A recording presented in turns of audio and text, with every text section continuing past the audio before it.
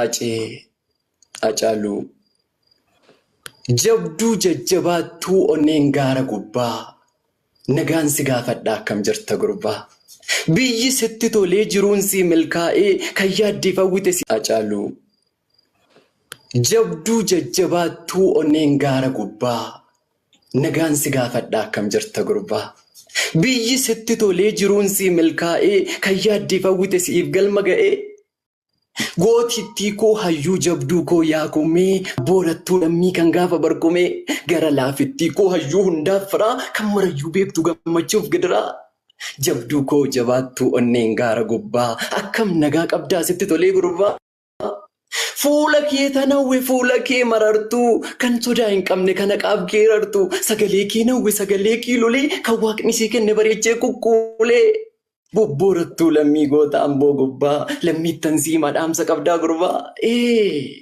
Hacee Hacaaluu Hacee gaafa barkumee Hacee gaafa adawaa Hacee gaafa waadhumee achitti hundaaf dawaa lammiin kee namanni har'ayyuusuma eegaa godoosaa banaa gatee dhufa kee taa'ee eegaa kiilolee koo kiilolee jabduu ilma Oromoo lammiin nagaasiin jedha akkam jirta yaa qomoo otoo obsaan callisnee dhufa kee teenyee eegnu otoo waloo madhiisnee ofii baanii wal qeeqnu dhuguma dubbachuuf walaloo ajaa'ibaati. Walaloo kana mee akkamitti yaadatta gammee maal irratti walaloon kun kan dubbisaan turte haala addaatiin dubbisaa turte keessaa iyyuu gara sooshaal miidiyaatiin argadheetiin walaloo kana dirqama si dhageessuun qaba miira keessaa si galchuun qaba jedhee har'aan tana kiyyeeffadhee gara foddaa madda walaabuu miidiyaatiin waan argadheerraa qabadheen dhufeen jira. Mee maalidha wantichi kun maal ture guyyaan kun Hacee? Okay.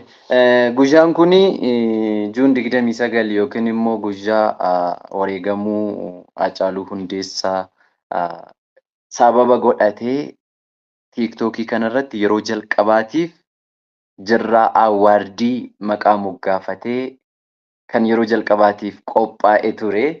Sagantaa kanarrattis immoo akkuma agartan kana abbootiin murtiillee turanii warri sagantaa kana qopheessellee kan akka Maakii Ooroo faanii jiru. Kanaaf sagantaan kun halkan keessaa sa'aatii 9tti ture kan walaloo kana dhiyeesse dorgommii jirraa awaardii bara 2016 yeroo jalqabaatiif TikTok irratti ta'e yaadannoo Hacaaluu Hundeessaatiif dhiyaate ture sagantichi.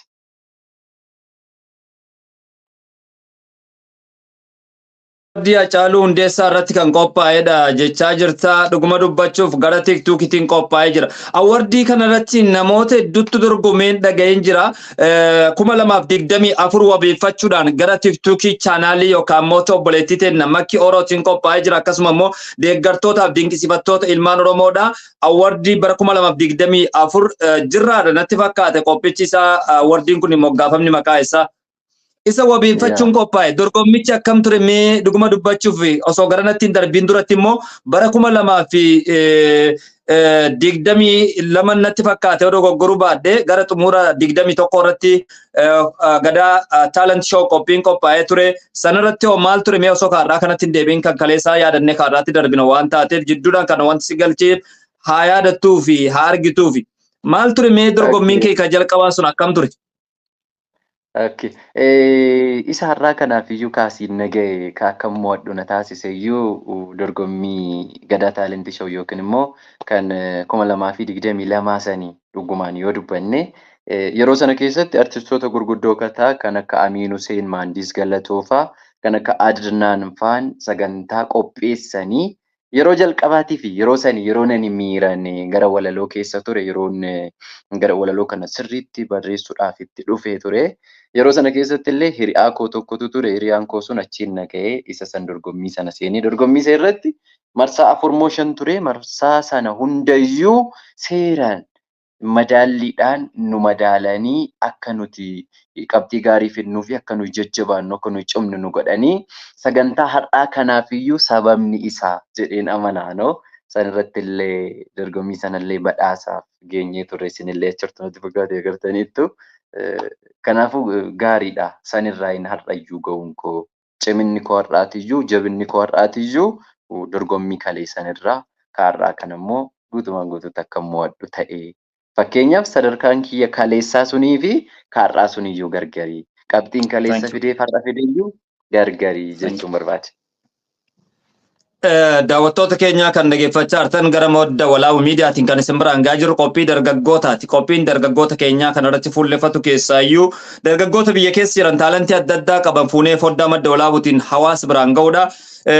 Jidduudhaan immoo akkuma beekamu wal dorgommii liigii Oromiyaa kilaboota naannolee jidduutti gaggeeffamaa jiruun kilabiin Oromiyaa bakka bu'uudhaan Gimbii, Ginci, Meeboo, Roobee fi akkasuma immoo Gada Basaasaa, Sabbata wal wajjin ta'uudhaan dorgommii kanarratti hirmaachaa turanillee hanga ammaatti kilaboonni Oromiyaa keessaa tokko qofa gulaallii geebaatiif darbeen jira guyyaa dilbata guddaa Gada Basaasaa fi akkasuma immoo gubbaa yookaan immoo kilabii warra kibbaa jidduutti gaggeeffama. Kanaaf daawwattoonni sagantaa kana daawwachaa jiran garasitti imaluudhaan kilabii Oromiyaa fi Oromoo bakka bu'eetiin yeroo ammaa kan dorgommii irratti hirmaachaa jiru. Gada Basaasaa akka deeggartan gamanuma yaamicha isinii goona. Dhuguma dubbachuuf Oromiyaan hadhan tanatti kilabii sadarkaa Pirimeer Liigii Oromiyaatti qabdu Adaamaadha. Sunuyyuu gahaa miti. Sadarkaan irratti argamaa jiru baay'ee gabbu'aa waan taateef ispoortii jabeessuun dargaggoota keenya jabeessuu isiniin jechuun barbaada.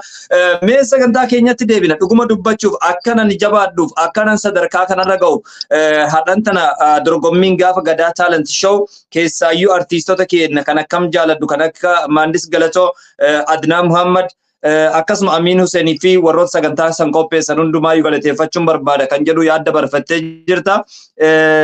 Gulaallii xumuraa irratti keessaayyuu falmiin isin geggeessaa turtan dhugaa dubbachuuf ebaluun mo'ata jenneeti wanni addaan baasan baay'ee ulfaataa ture. Garuu ammootu muuxannoo waan tokko hir'ina waan tokkootiin dirqama abbaan seeraa tokkoffaa fi lammaffaa jedhee addaan baasuuf waan dirqamaniif malee haalli dorgommii sun keessa ture. Dorgommii har'aa kun akka mijaa'u godhee jira. Tarsiimoo sooshaal miidiyaa keessatti jijjiiree jira. Sooshaal miidiyaa keessatti artiin Oromoo yoo dubbatame akka waan wallaalaatti akka nama wallaalaatti nama laalanii aadaa Oromoo yoo dubbattes tokkummaa Oromoo yoo dubbatte ati wallaalaadha. Afaan wallaalaatti siin jedhanii san cabsuudhaafis sababa ta'een jira. Ati sadarkaa wardii har'aa kana geettee jirta jechaan. Yeroo sanis sadarkaa lammaffaan immoo sadaffaan xumurte gammee. Yeroo sana sadaffaadhaniin xumure. Isa immoo nan aaree ture maafan yani sadaffaa bahe jedhee aaree har'a immoo kunoo aarii biyya milkeesseen tokkoffaa bahe. Thank you. Jabaa kana mudannoo akkanaatu jira gammee baga aarte. Aaruun kee xiqqeeffannaa keeti.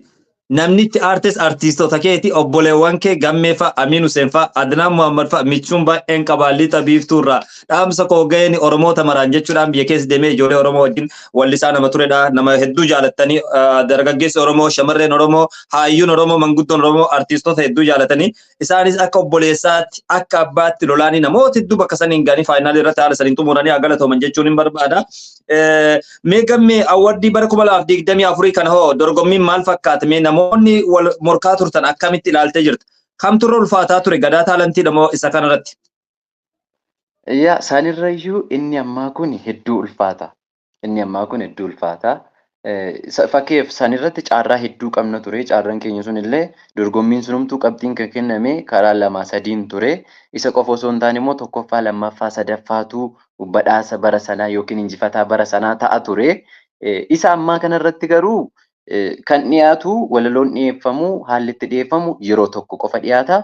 Yeroo tokko dhiyaatu san keessaa nama 20 ta'e 30 ta'e 10 ta'e ka darbu kan mo'ataa ta'u nama tokko qofa ture.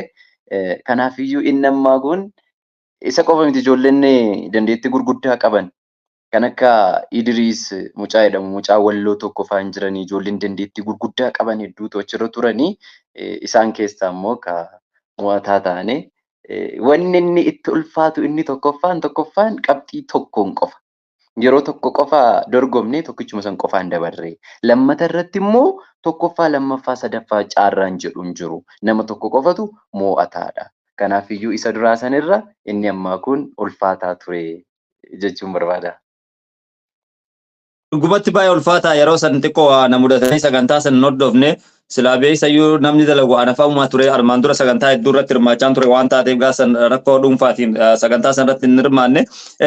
Dhugaa jechuudhaaf dorgommiin kun ni ulfaata. Akka ati jettu kana yoo taate gammee dhugaa dubbachuuf baay'ee ulfaataa cee maaliif wanta jalqaba waleleessite tokko bakka akkasii dogoggora qabda bakka akkasiitti sirreeffadhu bakka akkasiitti cimina qabda yoo sin hin jenne carraa qabdu kanaan eenyu hoo dhufeetiin dorgoma kan jedhu waan hin beekneef nama si caalu dhufuu danda'a. dursitee hin argine waan taate carraa wal arguu hin arganne waan taateef waanuma qabatte san dhufteetiin hawaasa kennatti gurguratta. Tarii namni si caalu ammootu kan duubaan dhufu waan san caalessuu danda'a. Carraan takkittiin tun ni ulfaata dhugaa dubbachuudhaaf. Akkuma Champions League jechuun ni dandeenya. Champions League illee dirreen alaa fi dirree ofiirra wanti jedhamu ni jira. Aggregate point ni jira. Dhugumatti ni ulfaata dorgommii yoo akkas ta'e gamme akkamitti mee darbuu dandeesse?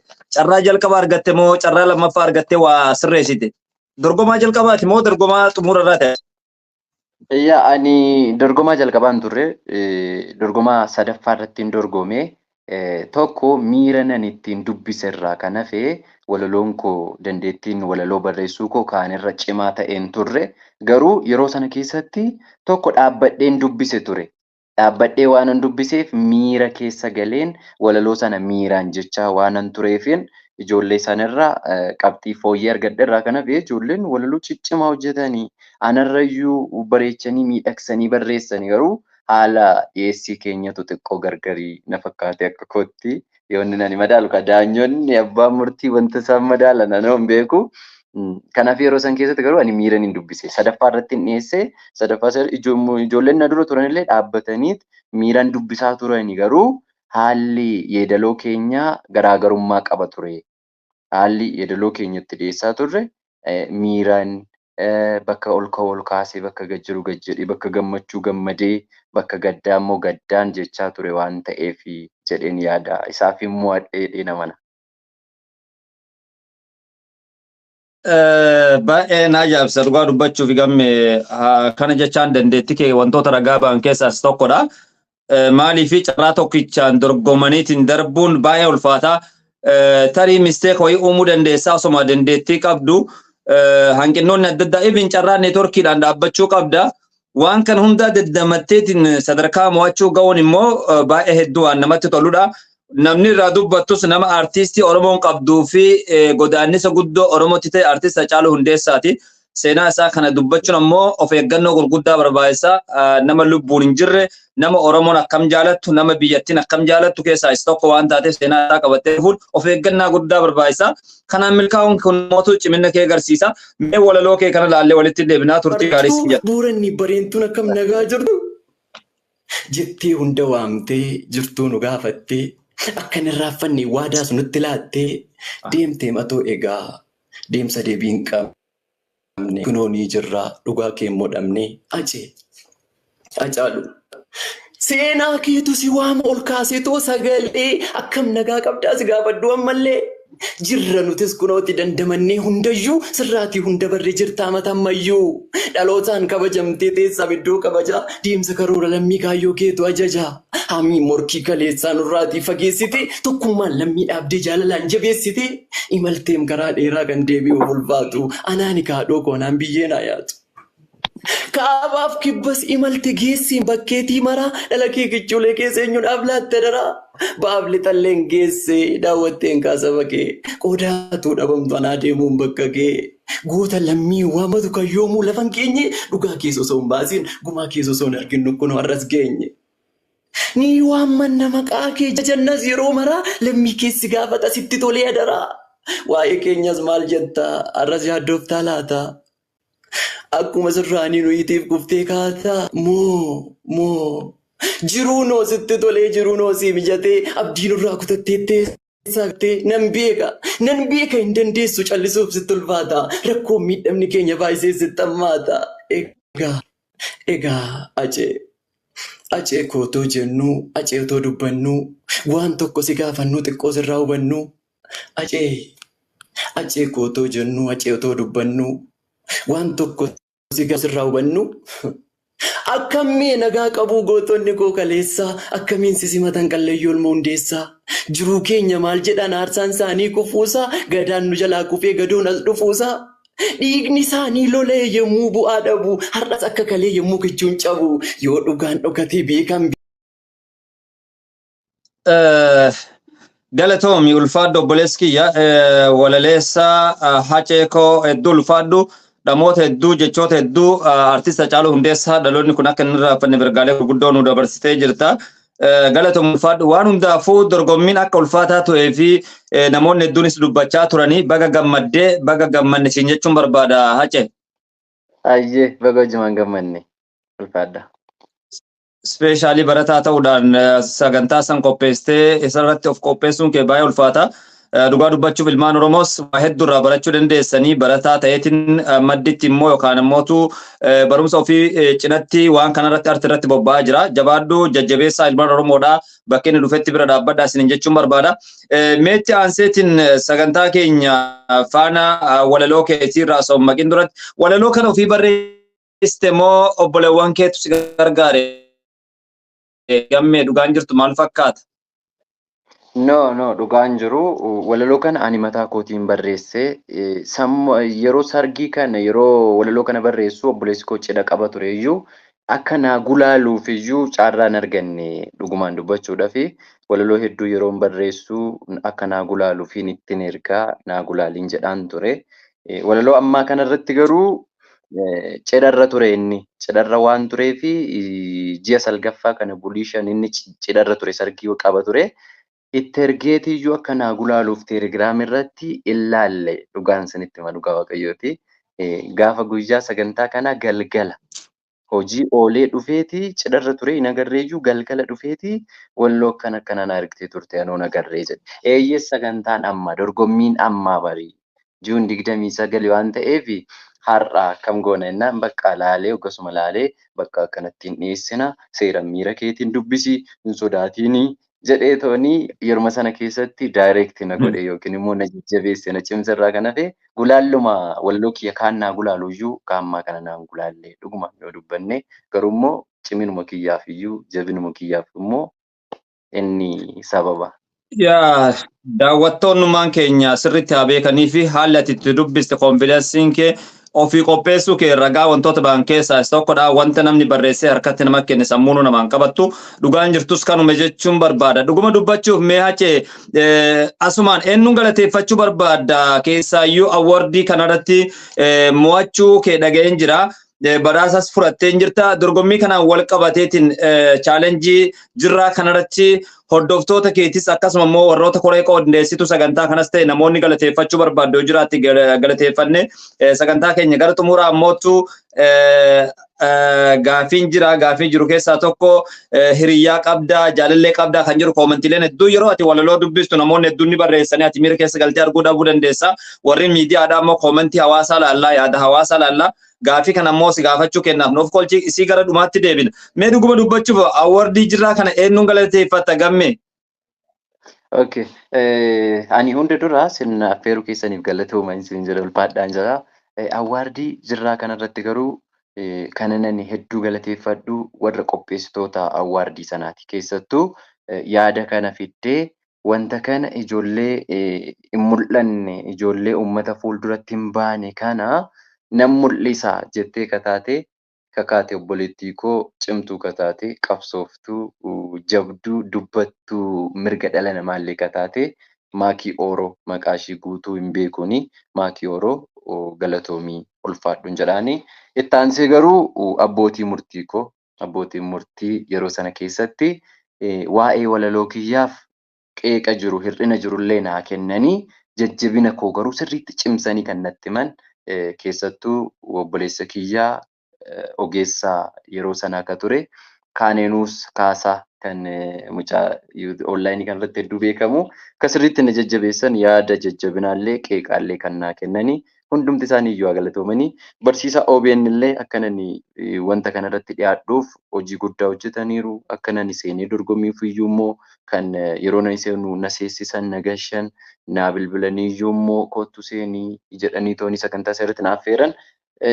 Ani teelegiraam irratti ture kanan sagantaa kanaaf galmaa'ee maqaa tiiktookii kootii hin beekan waan ta'eef nagashuu hin danda'an ture. Barsiisan garuu maqaa tiiktookii koo beeka waan ta'eef akkanan galuu na taasisanii.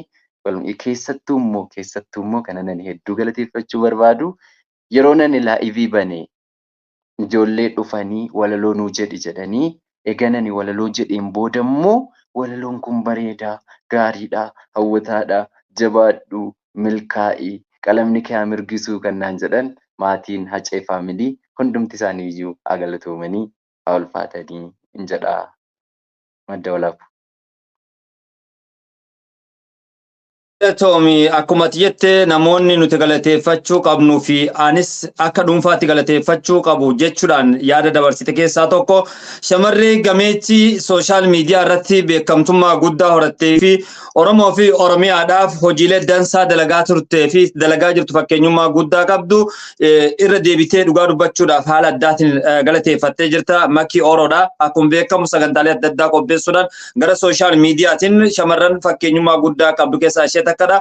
Galatoomi jettee ni jirta. Nutis ergaa kee kallattiidhaan garuma madda walaabuu miidiyaatiin Makii Oroo biraan geennee jira. Akkasuma koree qindeessituu sagantaatii fi warroota sagantaa sanarratti abbootii seeraa ta'uudhaan advaayis nagataa turanii fi gorsa adda addaa naa kennaa turanii fi qeeqa adda addaa illee naa kennan akkan jabaadhuuf waan na fayyadee jiruu fi galatooma ulfaadhaa kan jedhu ulfaatinnaaf walooma kaleessa walirraa qabnu nu dabarsitee jirta. Galatoomsiin jechuun barbaada. Isaan qofaa miti warrootuma yeroo ani dorgommii sanarra ture kallattii adda addaatiin na jabeessaa turan koomentiidhaan giiftiilee adda addaa flowers irraa jalqabee kan hin qabne illee mootu gammee koo jechuudhaan jaalala si ibsaa turaniin wal qabateetiin galatoomaa jechaa ni turte. Ulfaadhaa jennaan dhugaan jirtus kanuma jechaadha. Mee gammee gaafii keenya xumuraatti osoo hin darbiin duratti ammas ilmaan Oromooti, shamarran Oromooti, dargaggeessa Oromooti. Sabni kun rakkoo gadadoo gammachuu waliin qoodamaa ture. Walaloo xinnoo isiitiin ergaa tokkummaa keenya dabarsitu qabdaa tarii dhuguma dubbachuuf ilmaan Oromootiif carraa madda walaabuu miidiyaa kanatti fayyadamte bifa walalootiin waan xiqqoo isiitiin ergaa nu dabarsitu yoo jiraate tokkummaa Oromoo kanarratti. Okay. Eeyyeen yeroo baay'een hunda durayyuu yaanni nani qabu gandummaan jaalladhu. Ani dhuguman sanitti himaa. Injiraa Miiree yeroo baay'ee achitti hin argamu. Gandummaan kun ijoollee Oromoo akkuma kana dura jalqaba irratti kaasuudhaa yaalee otoo seenaa warra madda walaabuu seenaa warra Tuulamaa sanaa walitti dhufeenya goototaan akka Waaqoo guutuufaa sana kan akka gootonni duraanii amantaadhaan waliin qoonnuu sana osoo beekanii har'a waliin lollu ture. Har'a walitti hin buunu ture. Har'a waliin qoonnu ture. Kanaafiyyuu ani waan yaadachiifte dhiifama naa go'i gammee 1960 keessa gaafa waldaan Maccaaf Tuulamaa gad dhaabbatu Hayilamaariyaam Gammadaa faati waan jechaa turantu ture. Abbootii seeraa turan jarri kun ni yaadatte eti yaada. Oromoon at least yoo xiqqaate afaanuma Oromaatiin illee baratee mirga isaatiif akka falmatu gaafachaa turanii gorsa dabarfachaa turanii hin didina afaanuma kanaan illee barattanii akka mirga keessan falmattan jechaa dubbachaa turan. Kaayoon guddaan waldaa Maccaaf Tuulamaa yeroo sanitti dhaabbate 1950 jidduu sanitti dhaabbate yeroo dhaabbatu kana hammeenyaaf gidirsaan uummata Oromoo irratti ga'e keessaayyuu dubbatanii wajjin mari'achuu irratti rakkoolee akkasii sanniin akka falmatuuf Oromoon barachuu akka qabu. Jeneraal Taaddasaa qofa beeka amma hedduun namaa jechaadha. Garuu waldaa Maccaaf Tuulamaa keessatti kan akka Hayilamaariyaam Gammadaa faati waan gurguddaa dalagaa turanii dhaloonni kun hin baranne jechuudha. Baratee jira afaan isaatiin. Baratee jira. Yeroo sanitti uummanni keenya akkasitti mirga isaatiif argitee afaan isaa eeggachaa ture. Afaan Oromaatiin illee baratee wal eeggachaa ture. Kanaaf waa'ee kanaa kaasee dhiifama seenaa kaasa waan taateef. Ayyee dhugaadha eeyyan isa sana hin beeknuufi malee har'aa waliin qoonnu ture. Wareega Baalee irratti ta'e hin beekan Somaalee keessatti raawwate hin beekanii. Lammata immoo hedduu anaan kan na aarsu maal akka ta'e beektanii.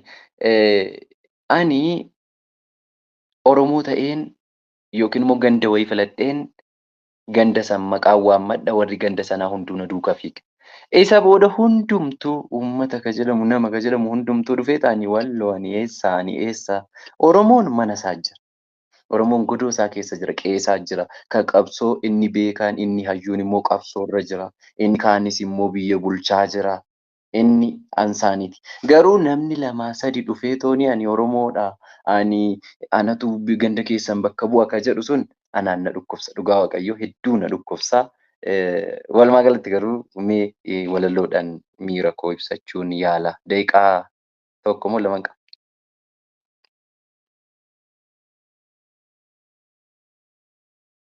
Daqiiqaa lama sii gooni gamme. Lama sii gataayye. Gandummaa jetti mata duree walaloo kiyya. Kan dubbiif ulfaattu ishee hundaan xiqqoo. Kan akka gandummaa hin jiru waan tokko. Ishee hundaa gadii gadoon hin ibsine kan kuffisuu malee tokko iyyuu hin cimsine.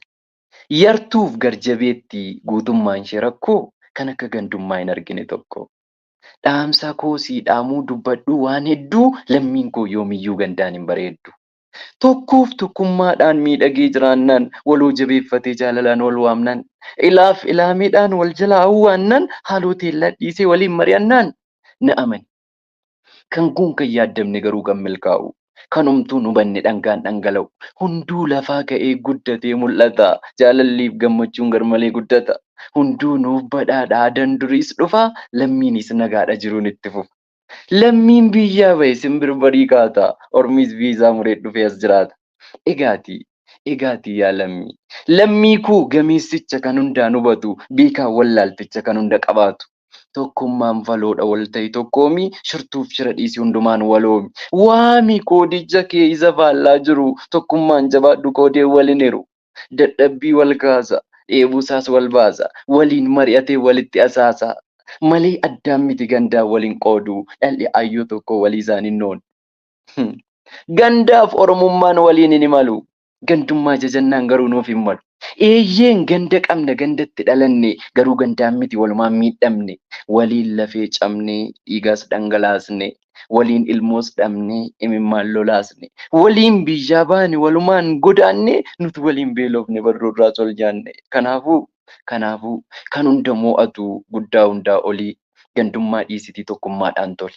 Kan gandummaa dhiisee wal cinaa dhaabbatu rakkoof harka kennee eenyuyyuu waammatu gandummaa jedha. Eeyyangaa gandummaa jechuudhaan walaloo addaatiin kan nu bohaarse dargaggeessa gameessa biyyuma abbaa isaa keessaa godina Baalee magaalaa Roobee kan jiraachaa jiru. Dhuguma dubbachuuf jireenyi yeroo ammaa kanatti achi Wallagga dhalachuu dandeessa, Jimmatti dhalachuu dandeessa. Kun har'aan tana Oromiyaa jiddu galeessa dhalatee Baaleen jira. Kanaaf ilmaan Oromoodhaa tokkummaa keessan jabeessaa jennee kan lallabnuuf waa malee miti. Har'aan tana Wallagga jiraachuu dandeessa, Arsii jiraachuu dandeessa. Yeroo ammaa kanatti Oromoon waliin jiraachaa jiraadha. Dhibee gandummaatiin wal qabatee dargaggeessi gameessi biyyuma abbaa isaarraa ergaa nu dabarsee gammee maqaa masoo hacee koo jechuudhaan gara sooshaal miidiyaatiin beekamtii guddaa argatee fi shaampiyoonii bara 2024 jirra award fudhachuudhaan abbaa shaampiyoonii kan ta'e haceedha. Marrigaa sagantaa keenyaarraa gara goolabuutti deemna. Gaafichi hawaasaa immoo duubaan ni jira. Gammee mee akkamii dhuguma dubbachuudhaaf jaalallee qabda maalirra jirta mee hiriyaa yoon qabaanne taates kallattiidhaan namoonni hedduun gaafii si gaafatan. Gaafii kana maan deebisne koomentii yeroo hedduu jaalallee si taanaas si jaalanna jechaa jiru. Akka mee gammeen baratarra jiraasi barumsarra jirtasi mee waan kana maal fakkaata? Yaa anoo akkuma dura isiniin jedhee biyya Baalee kana qilleensas jaaladhe isiniin jedheen ture. Qilleensa qofa miti. Namallee jaaladheera isiniin jedheen jira. Namoonni baay'ee yeroo nuyi viidiyoo hojjennu nuti intala Baalee wajjin intala Baaliyyoo wajjin viidiyoo hojjenna. Viidiyoo kanas ilaalanii wal fakkaattu jedhu warroonni kaan immoo hiriyaa haceetii hin bareeddanii jedhu. Yaa mucayyoo san wal fakkaatan anallee akkas konfiijinii keessa seeneera guyyaallee ilaalaa ture tiktookii keessatti. Yaa isheen intala warra Baaleeti. Isheedha hiriyaan koo isheedha. Hiriyaan an qaba eeyyeen gaafii na gaafatameef hiriyaan an qaba. Yeroo baay'ee ijoolleen koomentii irratti illee hin barreessanii anoo hin deebisu. Guyyaa kan obboleetti kootiin jedha. Guyyaa kaan immoo eeyyeen hiriyaadhaan jedha. Garuu dhugummaan inni dhugaan hiriyaan an qaba. Hiriyaan koollee intala warra Baaleeti. Intala Baalee. Soddaadha jechaadha. Soddaadha baddoolaa wajjin. Galatoom ulfaadhu dhugaa dubbachuu hedduu nama gammachiisa. Baga soddaa taane anis har'aan obboleeskeeti jireenya keessatti dargaggeessi tokko dafee bultitti seenuun faayidaa guddaa qaba. Waa hedduurraa nama eegaa waa hedduu addunyaa tana keessa raatu gurguddaa keessa jira. Nama jaalalaa akkasitti waliin buuqachuun argaa jirra. Waan guddaadha. Rabbii wajjin isin haa bulchuu imala jireenya keessanii rabbiin tamilkii isin haa gatu. Warra aadaa kaleessaatiin bulu, warra uumee kaleessaatiin bulu, warra waloomaa fi wayyooma kaleessaatiin bulu rabbi isin haa gatu. Inshallah rabbiin rizqii teessanillee haa bal'isuus illee ammootu argitee barnoota irra jirtu kanaan bakka guddaa akka geetu abdiin qabna. Warroonni sagantaa kana daawwachaa jirtan hacee koo bakka jirutti jabeessa walaa jabeessuun isiniin jedha. Sa'aatii kee aarsaa gootee gara foddaa madda olaawuutiin kun jalqabbiidha. Wal duraa duubaan wal dubbifnee gaafa boqonnaa keessi sagantaa tokko tokko irratti yaada wal jijjiirra. Sagantaa irraa asirratti yoo goolamne gammee maal jetta gaa neetworkiinis biyya keenyaa ni rakkisa. Ulfaadhu galatoomi rabbi umrii si haa dheeressu. jabinna kee kana rabbi sirraa kaa'u dargaggeessa sabaa ta'e dargaggeessa abdii biyyaa sabaa ta'e kanumas siin jedha gaafa rabbi wal nu garsiise biyya wal garraa inshallah baga nagaan dhufte xumurree jira galata mulfaadhu. Baay'ee galatooma ulfaadha. Jiraadhaa isinillee kabajamaa nu affeeruu keessanii fooraa baay'eedha. Dagaagaa isiniin jedha. Ulfaadha. Galatoomi gamme hedduun si jaaladha ulfaadhu nagaa keessanaa jiraadhu. Daawwattoota keenya sagantaa keenyaarraa qopheesse kan isin biraan ga'e an madda walaabuu miidiyaarraa falmata rooroti. Qophiin keenya har'aa Oromiyaarraa dargaggeessa gameessa gara sooshaal miidiyaatiin hojiilee walaloo adda addaatiin oolmaa Oromoo fi Oromiyaa irratti hojjechaa turee fi hojjechaa jirurra dhaabbachuudhaan isin biraan ga'e. Maarrigaa warroonni sagantaa kana hordoftan hundi keessanuu galatooma ulfaadhaa isiniin jecha sagantaa keenyaarraa asumarratti nagaa isinitti dhaammadhaa sagantaa birootiin amma walitti deebinutti turtii gaarii isin jenna. Deetiin hawaasa keenya kan Baalee akkamitti ilaaltee jirta haala qilleensi ishii baddaa qabdi badda daree qabdi lafa qabbanaas qabdi akkamitti ilaaltee jirta teessuma lafa Baalee kana gamme? Baalee kana